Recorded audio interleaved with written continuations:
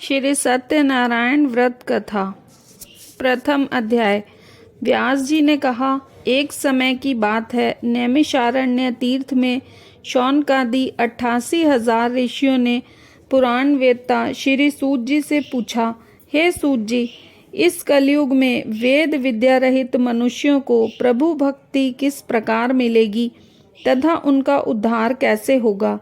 हे मुनि श्रेष्ठ, कोई ऐसा व्रत अथवा तप कहिए जिसके करने से थोड़े ही समय में पुण्य प्राप्त हो तथा मन वांछित फल भी मिले। हमारी प्रबल इच्छा है कि हम ऐसी कथा सुने। सर्व शास्त्र ज्ञाता श्री सूत जी ने कहा, हे वैष्णवों में पूज्य, आप सबने प्राणियों के हित की बात पूछी है।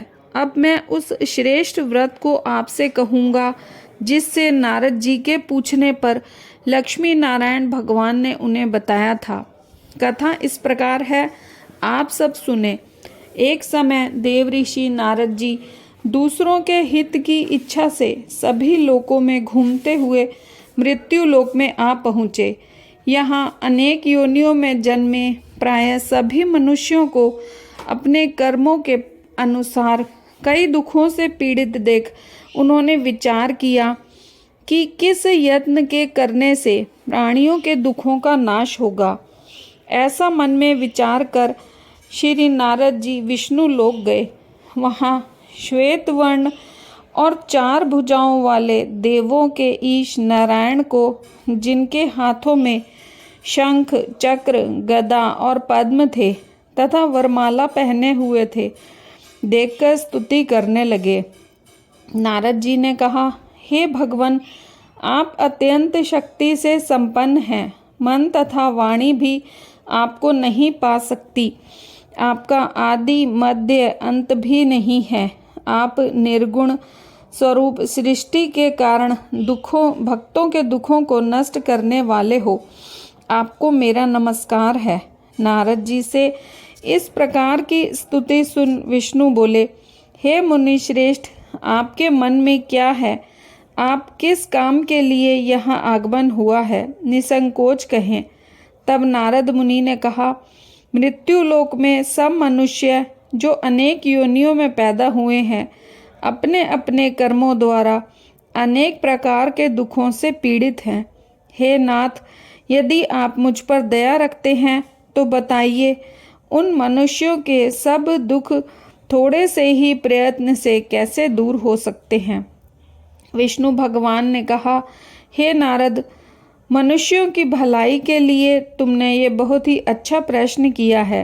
जिस व्रत के करने से मनुष्य मोह से छूट जाता है, वह व्रत मैं तुमसे कहना चाहता हूँ। बहुत पुण्य देने वाला, स्वर्ग तथा मृत्यु दोनों में दुर्लभ एक उत्तम व्रत है, जो आज मैं प्रेमवश होकर तुमसे कहता हूँ। श्री सत्यनारायण भगवान का ये व्रत विधि विधान पूर्वक संपन्न करके मनुष्य इस धरती पर सुख भोग कर मरने पर मोक्ष को प्राप्त होता है। श्री विष्णु भगवान के ये वचन सुनकर नारद मुनि बोले, हे भगवान, उस व्रत का फल क्या है, क्या विधान है? इससे पूर्व ये व्रत किसने किया है और किस दिन ये व्रत करना चाहिए? कृपया मुझे विस्तार से बताएं। श्री विष्णु ने कहा, हे नारद, दुख शोक आदि दूर करने वाला ये व्रत सब स्थानों पर विजय करने वाला है। भक्ति और श्रद्धा के साथ किसी भी दिन मनुष्य इस सत्यनारायण भगवान की संध्या समय ब्राह्मणों और बंधुओं के साथ धर्म परायण होकर पूजा करे। भक्ति भाव से नैवेद्य, केले का फल, शहद, घी, शक्कर अथवा गुड़, दूध और गेहूं का सवाया आटा लें। इन सबको भक्ति भाव से भगवान को अर्पण करें। बंधु बांधवों सहित ब्राह्मणों को भोजन कराएं। इसके पश्चात स्वयं भोजन करें। रात्रि में नृत्य गीत का आयोजन कर श्री सत्यनारायण भगवान का स्मरण करते हुए समय व्यतीत करें। कलिकाल में मृत्यु लोक में यही एक लघु उपाय है जिससे अल्प समय और अल्प धन में महान पुण्य प्राप्त हो सकता है। द्वितीय अध्याय। सूत जी ने कहा, हे ऋषियों, जिन्होंने पहले समय में इस व्रत को किया उनका इतिहास कहता हूँ, आप सब ध्यान से सुने। सुंदर काशीपुरी नगरी में एक अत्यंत निर्धन ब्राह्मण रहता था। वह ब्राह्मण भूख और प्यास से बेचैन होकर पृथ्वी पर घूमता रहता था। ब्राह्मणों से प्रेम करने वाले श्री विष्णु भगवान ने ब्राह्मण को देखकर एक दिन बूढ़े ब्राह्मण का रूप धारण कर निर्धन ब्राह्मण के पास जाकर आदर के साथ पूछा, हे विप्र, तुम नित्य ही दुखी होकर पृथ्वी पर क्यों घूमते हो? हे श्रेष्ठ ब्राह्मण, ये सब मुझसे कहो, मैं सुनना चाहता हूँ। दरिद्र ब्राह्मण ने कहा, मैं निर्धन ब्राह्मण हूँ, भिक्षा के लिए पृथ्वी पर फिरता हूँ। हे भगवान, यदि आप इससे छुटकारा पाने का कोई उपाय जानते हो तो कृपा कर मुझे बताएं। वृद्ध ब्राह्मण का रूप धारण किए श्री विष्णु भगवान ने कहा, हे ब्राह्मण, श्री सत्यनारायण भगवान मनवांछित फल देने वाले हैं, इसीलिए तुम उनका पूजन करो। इससे मनुष्य सब दुखों से मुक्त हो जाता है। दरिद्र ब्राह्मण को व्रत का सारा विधान बताकर बूढ़े ब्राह्मण का रूप धारण करने वाले श्री सत्यनारायण भगवान अंतर्ध्यान हो गए। जिस व्रत को वृद्ध ब्राह्मण ने बताया, मैं उसको अवश्य करूँगा, यह निश्चय कर वह दरिद्र ब्राह्मण घर चला गया। परंतु उस रात्रि उस दरिद्र ब्राह्मण को नींद नहीं आई। अगले दिन वह जल्दी उठा और श्री सत्यनारायण भगवान का व्रत करने का निश्चय कर भिक्षा मांगने के लिए चल दिया। उस दिन उसको भिक्षा में बहुत सारा धन मिला, जिससे उसने पूजा का सामान खरीदा और घर आकर अपने बंधु बांधवों के साथ भगवान श्री सत्यनारायण का व्रत किया। इसके करने से वह दरिद्र ब्राह्मण सब दुखों से छूटकर अनेक प्रकार की संपत्तियों से युक्त हो गया। तभी से वह विप्र हर मास व्रत करने लगा। इस प्रकार सत्यनारायण भगवान के व्रत को जो शास्त्र विधि के अनुसार करेगा, वह सब पापों से छूटकर मोक्ष को प्राप्त होगा। आगे जो मनुष्य पृथ्वी पर श्री सत्यनारायण भगवान का व्रत करेगा, वह सब दुखों से छूट जाएगा। इस तरह नारद जी से सत्यनारायण भगवान का कहा हुआ व्रत मैंने तुमसे कहा। हे विप्रो, अब आप और क्या सुनना चाहते हैं, मुझे बताएं। ऋषियों ने कहा, हे मुनीश्वर, संसार में इस विप्र से सुनकर किस किस ने इस व्रत को किया, ये सब हम सुनना चाहते हैं। इसके लिए हमारे मन में श्रद्धा है। श्री सूत जी ने कहा, हे मुनियों, जिस जिस प्राणी ने इस व्रत को किया है उन सब की कथा सुनो। एक समय वह ब्राह्मण धन और ऐश्वर्य के अनुसार बंधु बांधवों के साथ अपने घर पर व्रत कर रहा था। उसी समय एक लकड़ी बेचने वाला बूढ़ा व्यक्ति वहां आया। उसने सिर पर रखा लकड़ियों का गट्ठर बाहर रख दिया और विप्र के मकान में चला गया। प्यास से व्याकुल लकड़हारे ने विप्र को व्रत करते देखा। वह प्यास को भूल गया। उसने विप्र को नमस्कार किया और पूछा, हे विप्र, आप यह किसका पूजन कर रहे हैं? इस व्रत के करने से आपको क्या फल मिलता है? कृपा करके मुझे बताएं। ब्राह्मण ने कहा, सब मनोकामनाओं को पूरा करने वाला ये श्री सत्यनारायण भगवान का व्रत है। इनकी कृपा से मेरे यहाँ धन धान्य आदि की वृद्धि हुई है। विप्र से इस व्रत के बारे में जानकर वह लकड़हारा बहुत प्रसन्न हुआ। भगवान का चरणामृत ले और भोजन करने के बाद वह अपने घर को चला गया। अगले दिन लकड़हारे ने अपने मन में संकल्प किया कि आज ग्राम में लकड़ी बेचने से जो धन मिलेगा उसी से भगवान सत्यनारायण का उत्तम व्रत करूँगा। मन में ऐसा विचार कर वह लकड़हारा लकड़ियों का गट्ठर अपने सिर पर रखकर जिस नगर में धनवान लोग रहते थे वहाँ गया। उस दिन लकड़ियों के चौगने दाम मिले। वह बूढ़ा लकड़हारा अति प्रसन्न होकर पके केले, शक्कर, शहद, घी, दूध, दही और गेहूं का चूर्ण आदि श्री सत्यनारायण भगवान के व्रत की सभी सामग्री लेकर अपने घर आया। फिर उसने बंधु बांधवों को बुलाकर विधि विधान के साथ भगवान का पूजन और व्रत किया। उस व्रत के प्रभाव से वह बूढ़ा लकड़हारा धन पुत्र आदि से युक्त हुआ और संसार के समस्त सुख भोग कर बैकुंठ को चला गया। तृतीय अध्याय। श्री सूत जी ने कहा, हे श्रेष्ठ मुनियों, अब एक और कथा कहता हूँ। पूर्व काल में उल्कामुख नाम का एक बुद्धिमान राजा था। वह सत्यवक्ता और जितेंद्रिय था। प्रतिदिन देव स्थानों पर जाता तथा गरीबों को धन देकर उनके कष्ट दूर करता। उसकी पत्नी सुंदर और साध्वी स्त्री थी। भद्रशिला नदी के तट पर उन दोनों ने श्री सत्यनारायण भगवान का व्रत किया। उस समय वहाँ साधु नामक एक वैश्य आया। उसके पास व्यापार के लिए बहुत सा धन था। राजा को व्रत करते देख उसने विनय के साथ पूछा, हे राजन, भक्ति युक्त चित्त से आप ये क्या कर रहे हैं? मेरी सुनने की इच्छा है, कृपया आप मुझे भी बताइए। महाराज उल्कामुख ने कहा, हे साधु वैश्य, मैं अपने बंधु बांधवों के साथ पुत्र आदि की प्राप्ति के लिए महाशक्तिमान सत्यनारायण भगवान का व्रत पूजन कर रहा हूँ। राजा के वचन सुनकर साधु नामक वैश्य ने आदर से कहा, हे राजन, मुझे भी इस सब का विधान बताइए। मैं भी आपके कथनानुसार इस व्रत को करूँगा। मेरे यहाँ भी कोई संतान नहीं है। मुझे विश्वास है कि इससे निश्चय ही मेरे यहाँ भी संतान होगी। राजा से सब विधान सुन व्यापार से निवृत्त हो वह वैश्य खुशी खुशी अपने घर आया।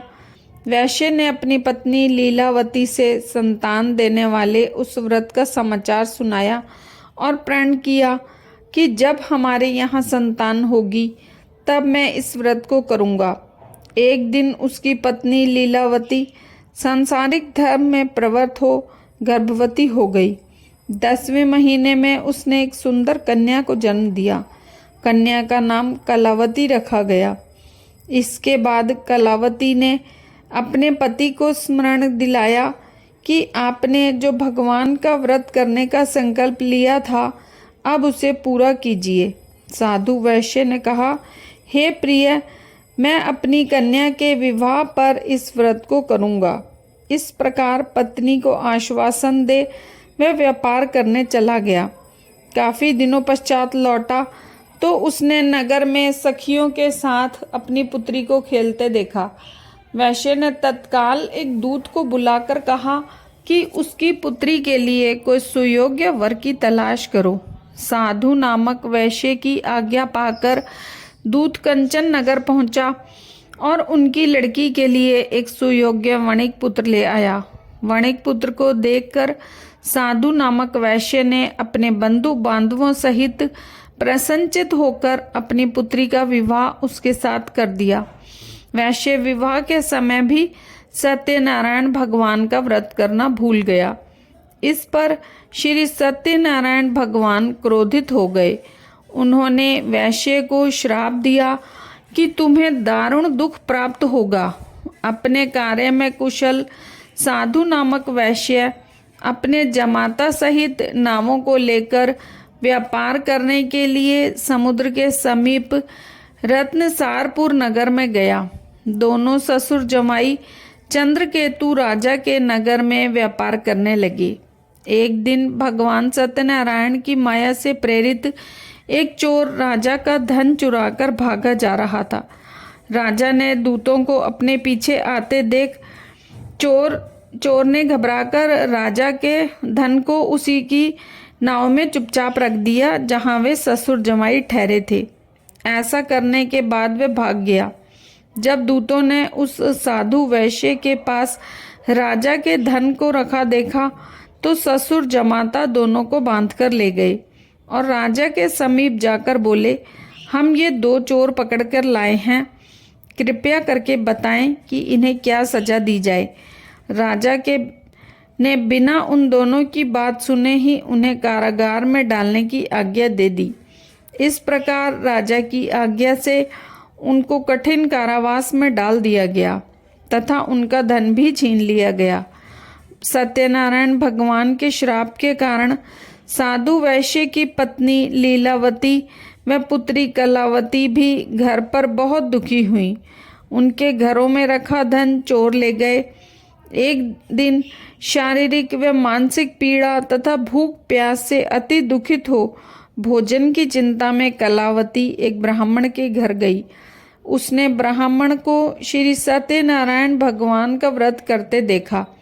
उसने कथा सुनी तथा प्रसाद ग्रहण कर रात को घर आई। माता ने कलावती से पूछा, हे पुत्री, तू अब तक कहाँ रही? तेरे मन में क्या है?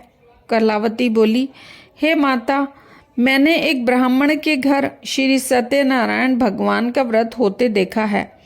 कलावती के वचन सुन लीलावती ने सत्यनारायण भगवान के पूजन की तैयारी की। उसने परिवार और बंधु बांधवों सहित श्री सत्यनारायण भगवान का पूजन व व्रत किया और वर मांगा कि मेरे पति और दामाद शीघ्र ही घर वापस लौट आएं।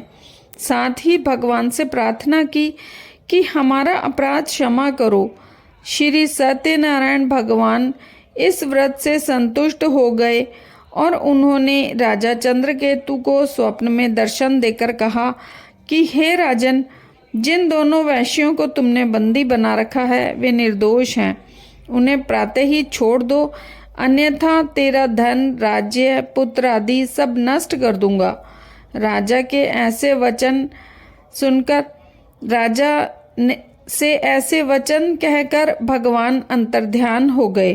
प्रातःकाल राजा चंद्रकेतु ने सभा में सबको अपना स्वप्न सुनाया और सैनिकों को आज्ञा दी कि दोनों वणिक पुत्रों को कैद से मुक्त कर सभा में लाया जाए। दोनों ने आते ही राजा को प्रणाम किया। राजा ने उनसे कहा, हे महानुभावों, तुम्हें भावीवश ऐसा कठिन दुख प्राप्त हुआ है। अब तुम्हें भय नहीं है, तुम मुक्त हो। ऐसा कहकर राजा ने उनको नए नए वस्त्राभूषण पहनवाए तथा उनका जितना धन लिया था उससे दुगना लौटाकर आदर से विदा किया। दोनों वैश्य अपने घर को चल दिए। चतुर्थ अध्याय। श्री सूत जी ने आगे कहा, वैश्य और उसके जमाई ने मंगलाचार करके यात्रा आरंभ की और अपने नगर की ओर चल पड़े। उनके थोड़ी दूर आगे बढ़ने पर दंडी वेशधारी श्री सत्यनारायण भगवान ने उससे पूछा, हे साधु, तेरी नाव में क्या है? अभिमानिक वणिक हंसता हुआ बोला, हे दंडी, आप क्यों पूछते हैं? क्या धन लेने की इच्छा है? मेरी नाव में तो बेल और पत्ते भरे हैं। वैश्य के कठोर वचन सुन दंडी वेशधारी श्री सत्यनारायण भगवान ने कहा, तुम्हारा वचन सत्य हो। ऐसा कहकर वे वहां से कुछ दूर जाकर समुद्र के किनारे बैठ गए। दंडी महाराज के जाने के पश्चात वैश्य ने नित्य क्रिया से निवृत्त होने के बाद नाव को ऊंची उठी देखकर अचंभा किया तथा नाव में बेल पत्ते आदि देख मूर्छित हो जमीन पर गिर पड़ा। मूर्छा खुलने पर अत्यंत शोक प्रकट करने लगा। तब उसके जमाता ने कहा, आप शोक न करें, यह दंडी महाराज का श्राप है, अतः उनकी शरण में ही चलना चाहिए, तभी हमारी मनोकामना पूरी होगी। जमाता के वचन सुनकर वह साधु नामक वैश्य दंडी महाराज के पास पहुंचा और भक्ति भाव से प्रणाम करके बोला, मैंने जो आपसे असत्य वचन कहे थे उनके लिए मुझे क्षमा करें। ऐसा कहकर वैश्य रोने लगा। तब दंडी भगवान बोले, हे वणिक पुत्र, मेरी आज्ञा से तुझे बार बार दुख प्राप्त हुआ है। तू मेरी पूजा से विमुख हुआ है। साधु नामक वैश्य ने कहा, हे भगवान, आपकी माया से ब्रह्मा आदि देवता भी आपके रूप को नहीं जान पाते, तब मैं अज्ञानी भला कैसे जान सकता हूँ। आप प्रसन्न होइए, मैं अपनी सामर्थ्य के अनुसार आपकी पूजा करूँगा। मेरी रक्षा करो और पहले के समान मेरी नौका को धन से पूर्ण कर दो। उसके भक्ति युक्त वचन सुनकर श्री सत्यनारायण भगवान प्रसन्न हो गए और उसकी इच्छा अनुसार वर देकर अंतर्ध्यान हो गए। तब ससुर व जमाता दोनों ने नाव पर आकर देखा कि नाव धन से परिपूर्ण है। फिर वह भगवान सत्यनारायण का पूजन कर जमाता सहित अपने नगर को चला। जब वह अपने नगर के निकट पहुंचा तब उसके दूत को अपने घर भेजा। दूत ने साधु नामक वैश्य के घर जाकर उसकी पत्नी को नमस्कार किया और कहा, आपके पति अपने दामाद सहित इस नगर के समीप आ गए हैं। लीलावती और उसकी कन्या कलावती उस समय भगवान का पूजन कर रही थी। दूत के वचन सुनकर साधु की पत्नी ने बड़े हर्ष के साथ सत्यदेव का पूजन पूर्ण किया और पुत्री से कहा, मैं अपने पति के दर्शन को जाती हूँ, तू कार्य पूर्ण कर शीघ्र आ जाना। परंतु कलावती पूजन एवं प्रसाद छोड़कर अपने पति के दर्शनों के लिए चली गई। प्रसाद की अवज्ञा के कारण सत्यदेव रुष्ट हो गए। फलस्वरूप उन्होंने पति को नाव सहित पानी में डुबो दिया। कलावती अपने पति को ना देख रोती हुई जमीन पर गिर पड़ी। नौका को डूबा हुआ तथा कन्या को रोती देख साधु वैश्य दुखी हो बोला, हे प्रभु, मुझसे या मेरे परिवार से जो भूल हुई है उसे क्षमा करो। उसके दीन वचन सुन सत्यदेव भगवान प्रसन्न हो गए। आकाशवाणी हुई, हे वैश्य, तेरी कन्या मेरा प्रसाद छोड़कर आई है, इसीलिए इसका पति अदृश्य हुआ है। यदि वह घर जाकर प्रसाद खाकर लौटे तो इसका पति अवश्य मिलेगा। आकाशवाणी सुन कलावती ने घर पहुंचकर प्रसाद खाया और फिर आकर अपने पति के दर्शन किए। तत्पश्चात साधु वैश्य ने वहीं बंधु बांधवों सहित सत्यदेव का विधि पूर्वक पूजन किया। वह इस लोक का सुख भोगकर अंत में स्वर्ग लोक को गया। पंचम अध्याय। श्री सूत जी ने आगे कहा, हे ऋषियों, मैं एक और भी कथा सुनाता हूँ, उसे सुनो। प्रजा पालन में लीन तुंगध्वज नाम का एक राजा था। उसने भगवान सत्यदेव का प्रसाद त्याग कर बहुत दुख पाया। एक समय राजा वन में वन्य प्राणियों को मारकर बड़ के वृक्ष के नीचे आया। वहां उसने ग्वालों को भक्ति भाव से बंधु बांधवों सहित सत्यनारायण का पूजन करते देखा, परंतु राजा देखकर भी अभिमानवश न तो वहां गया और न ही सत्यदेव भगवान को नमस्कार किया। जब ग्वालों ने भगवान का प्रसाद उनके सामने रखा तो वह प्रसाद त्याग कर अपने नगर को चला गया। नगर में पहुंचकर उसने देखा कि उसका सब कुछ नष्ट हो गया है। वह समझ गया कि ये सब भगवान सत्यदेव ने ही किया है। तब वह उसी स्थान पर वापस आया और ग्वालों के समीप गया और विधि पूर्वक पूजन कर प्रसाद खाया तो सत्यनारायण की कृपा से सब कुछ पहले जैसा हो गया और दीर्घ काल तक सुख भोगकर मरने पर स्वर्ग लोक को चला गया। जो मनुष्य इस परम दुर्लभ व्रत को करेगा, श्री सत्यनारायण भगवान की कृपा से उसे धन धान्य की प्राप्ति होगी। निर्धन धनी और बंदी बंधन से मुक्त हो निर्भय हो जाता है। संतानहीन को संतान प्राप्त होती है तथा सब मनोरथ पूर्ण होकर अंत में वह बैकुंठ धाम को जाता है। जिन्होंने पहले इस व्रत को किया, अब उनके दूसरे जन्म की कथा भी सुनिए। शतानन नामक ब्राह्मण ने सुदामा के रूप में जन्म लेकर श्री कृष्ण की भक्ति कर मोक्ष प्राप्त किया। उल्का मुख नाम के राजा दशरथ बने और श्री रंगनाथ का पूजन कर बैकुंठ को प्राप्त हुए। साधु नाम के वैश्य ने धर्मात्मा व सत्य प्रतिज्ञ राजा मोरध्वज बनकर अपनी देह को आरे से चीरकर दान करके मोक्ष प्राप्त किया। महाराज तुंगध्वज स्वयंभू मनु हुए। उन्होंने बहुत से लोगों को भगवान की भक्ति में लीन कर मोक्ष प्राप्त किया। लक्कड़हारा भील अगले जन्म में गुह नामक निषाद राजा हुआ, जिसने भगवान राम के चरणों की सेवा कर मोक्ष प्राप्त किया। श्री सत्यनारायण जी की आरती। जय लक्ष्मी रमणा स्वामी, जय लक्ष्मी रमणा, सत्यनारायण स्वामी जन पातक हरणा। ओम जय लक्ष्मी रमणा, रतन जड़ित सिंहासन, अद्भुत छवि राजे, नारद करत निराजन, घंटा ध्वनि बाजे।